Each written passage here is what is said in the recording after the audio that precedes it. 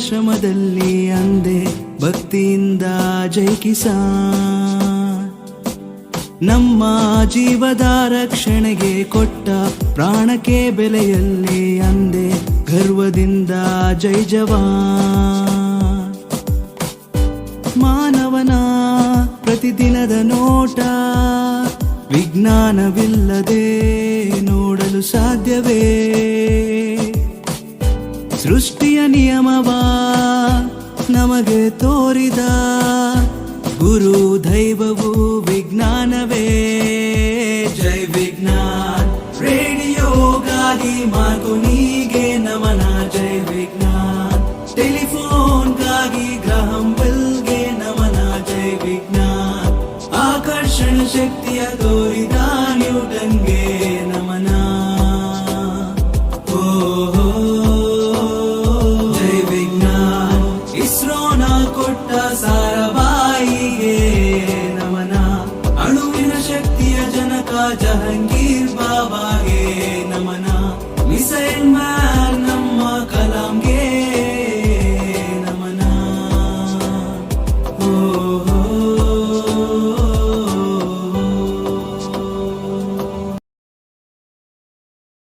ನಾನು ದೇವರ ನೋಡಿಲ್ಲ ಕಂಡೆ ರೈತನಾಶ್ರಮದಲ್ಲಿ ಅಂದೆ ಭಕ್ತಿಯಿಂದ ಜೈ ಕಿಸಾನ್. ನಮ್ಮ ಜೀವದ ರಕ್ಷಣೆಗೆ ಕೊಟ್ಟ ಪ್ರಾಣಕ್ಕೆ ಬೆಲೆಯಲ್ಲಿ ಅಂದೆ ಗರ್ವದಿಂದ ಜೈ ಜವಾನ್. ಮಾನವನ ಪ್ರತಿದಿನದ ನೋಟ ವಿಜ್ಞಾನವಿಲ್ಲದೆ ನೋಡಲು ಸಾಧ್ಯವೇ? ದಿನನಿತ್ಯದ ಬಳಕೆಯಲ್ಲಿರುವ ವಸ್ತುಗಳ ಪ್ರದರ್ಶನ ಇದೆ. ವಸ್ತುಗಳು ಮೂರು ಸ್ವಭಾವ ಇರ್ತವೆ. ಒಂದು ಆಮ್ಲೀಯ, ಪ್ರತ್ಯಾಮ್ಲೀಯ, ಒಂದು ತಟಸ್ಥ. ನಾವು ದಿನನಿತ್ಯ ಏನು ಬಳಸ್ತೀವಲ್ಲ ವಸ್ತುಗಳು, ಸೋಪ್ ಆಗಿರ್ಬೋದು, ಡಿಟರ್ಜೆಂಟ್ ಆಗಿರ್ಬೋದು, ಹಾಲಾಗಿರ್ಬೋದು, ಕಾಫಿ ಆಗಿರ್ಬೋದು, ಅದರಲ್ಲಿ ಕೆಲವೊಂದು ಆಮ್ಲೀಯ ಸ್ವಭಾವ ಹೊಂದಿರ್ತವೆ, ಕೆಲವೊಂದು ಪ್ರತ್ಯಾಮ್ಲೀಯ ಹೊಂದಿರ್ತವೆ. ಯಾವ್ಯಾವ್ದು ಆಮ್ಲೀಯ, ಯಾವ ಪ್ರತ್ಯಾಮ್ಲೀಯ, ಅದರ pH ಮೌಲ್ಯ ಕೂಡ ನಾವು ಅಲ್ಲೇ ಮಾಡಿದ್ದೀವಿ. ಕೆಳಗಡೆ ಒಂದು ಪೇಪರ್ ಅಂಟಿಸಿದ್ದೀವಿ, ಅದರಲ್ಲಿ ಅದರ ಮಾಹಿತಿ ಇದೆ. ಅದರ pH ಮೌಲ್ಯ ಎಷ್ಟು ಅಂತ. pH ಮೌಲ್ಯ 0 ಇಂದ 14 ವರೆಗೆ ಇರುತ್ತೆ. 7ಕ್ಕಿಂತ ಕಮ್ಮಿ ಇರೋ pH ಮೌಲ್ಯದ ವಸ್ತು ಆಮ್ಲೀಯ, 7ಕ್ಕಿಂತ ಜಾಸ್ತಿ ಇರೋ pH ಮೌಲ್ಯ ಪ್ರತ್ಯಾಮ್ಲೀಯ, 7 ಇರೋದು ತಟಸ್ಥ. ಒಂದೆರಡು ವಸ್ತು, ಉದಾಹರಣೆ ನೀರು ತಟಸ್ಥ ಆಗಿದೆ. ಈಗ ನಾವು ಡಿಸ್ಪ್ಲೇ ಮಾಡಿದ್ದೀವಿ, ಹೋಗ್ತಾ ಹಾಲು ಕಾಫಿ ಅಂತ ನೋಡ್ಕೊಂಡು ಹೋಗೋದಲ್ಲ. ಹಾಲು ಆಮ್ಲೀಯನ ಪ್ರತ್ಯಾಮ್ಲೀಯನೋ? ಆಮ್ಲೀಯ ಆಗಿದ್ರೆ ಅದರ pH ಮೌಲ್ಯ ಎಷ್ಟು, ಕಾಫಿ ಅದರ pH ಮೌಲ್ಯ ಎಷ್ಟು, ಈ ತರ ನೀವು ನೋಡ್ತಾ ಮಾಹಿತಿ ಇದೆ. ಜಗತ್ತೇ ಶೂನ್ಯ ಎಂದ ನಮ್ಮ ಆರ್ಯಭಟ್ಟ ವಿಜ್ಞಾನವೇ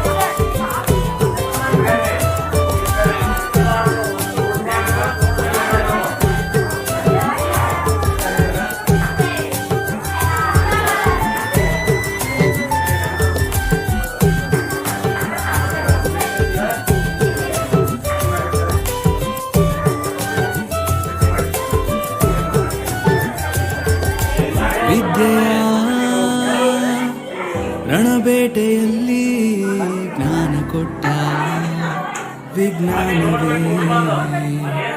ನಿತ್ಯದ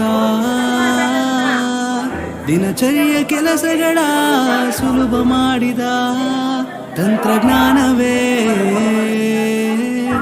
ಹೇಳಿರೆ ಎಲ್ಲರೂ ಸೃಷ್ಟಿಯ ಕೊಡುಗೆ ಇದು. ಹೋಗು ಎಲ್ಲಾದರೂ ವಿಜ್ಞಾನದ ಫಲಿತವಿದು. ಹಿಂದೇನಾದರೂ ಮುಂದೇನಾಗುವರು ಭೂಮಿಯ ರಹಸ್ಯವಾ ನಮಗೆಲ್ಲ ತೋರುವುದು. ಜೈ ವಿಜ್ಞಾನ್ ರೇಡಿಯೋಗಾಗಿ ಮಾರ್ಕೋನಿಗೆ ನಮನ. ಜೈ ವಿಜ್ಞಾನ್ ಟೆಲಿಫೋನ್ಗಾಗಿ ಗ್ರಹಂ ಬೆಲ್ಗೆ ನಮನ. ಜೈ ವಿಜ್ಞಾನ್.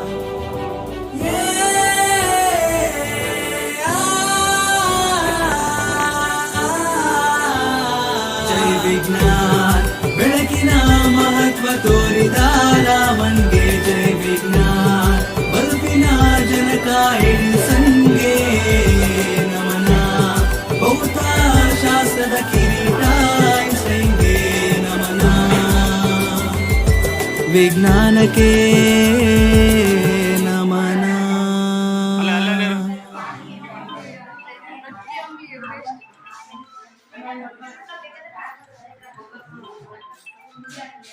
ಪ್ರೌಢಶಾಲೆ ಗುರುಸಿದ್ದಾಪುರ ಶಾಲೆ. ನಾನು 8ನೇ ತರಗತಿಯನ್ನು ಓದುತ್ತಿದ್ದೇನೆ.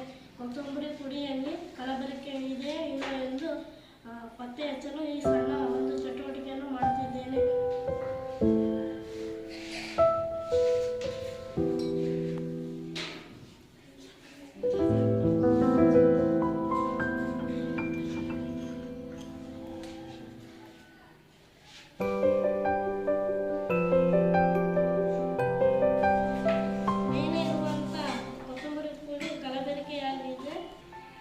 ಮೇಲೆ ತೇಲುತ್ತಿರುವ ಕೊತ್ತಂಬರಿ ಪುಡಿ ಕಲಬೆರಕೆಯಾಗಿದೆ. ಕೆಳಗೆ ಮುಳುಗಿರುವ ಕೊತ್ತಂಬರಿ ಪುಡಿಯು ಶುದ್ಧವಾಗಿದೆ. ಇದು ಈ ಕೊತ್ತಂಬರಿ ಪುಡಿಯಲ್ಲಿ ಸ್ವಲ್ಪ ಕಲಬೆರಕೆಯಾಗಿದೆ.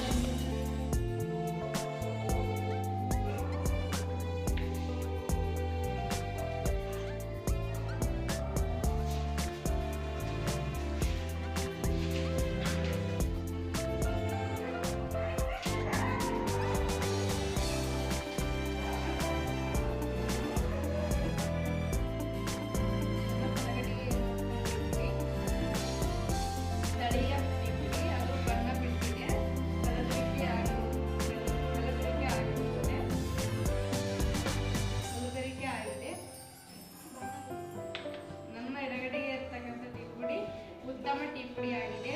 ಇದು ಬಣ್ಣ ಬಿಟ್ಟಿಲ್ಲ, ಹಾಗಾಗಿ ಇದು ಕಲಬೆರಕೆ ಟೀ ಪುಡಿ ಅಲ್ಲ. Very good.